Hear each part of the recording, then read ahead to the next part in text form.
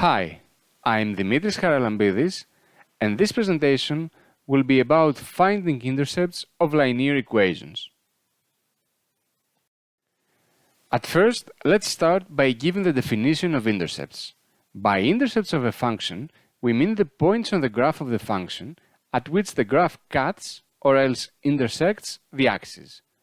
More precisely, the x-intercept of a graph is the x-coordinate of the point where the graph intersects the x-axis.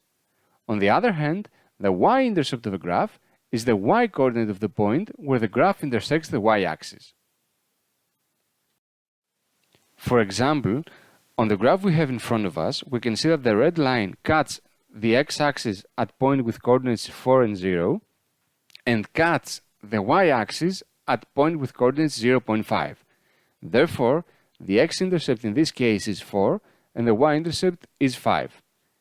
Notice here that the x-coordinate of the y-intercept is always 0 and the y-coordinate of the x-intercept is always 0 respectively. Let's see now how we can find intercepts using algebra, or in other words, how we can calculate intercepts by doing operations. To find the x-intercept, at first we go to the given equation and we put 0 in place of y. Then we solve for x. The value of x we find is the wanted x-intercept.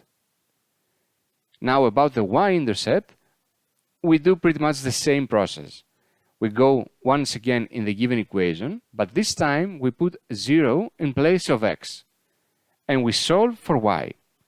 This value of y we find is the wanted y-intercept. Let's work an example together. Find the x and y-intercepts of 2x plus y equals 10. As we mentioned before, for the x-intercept, we must put 0 in place of y and then solve for x.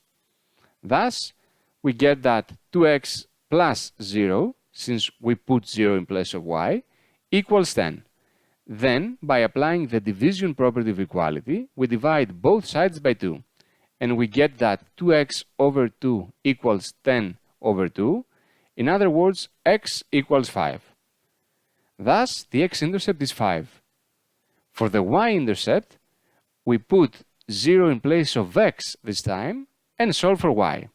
So we write that 2 times 0 plus y equals 10, which means y equals 10. Finally, the y-intercept is 10.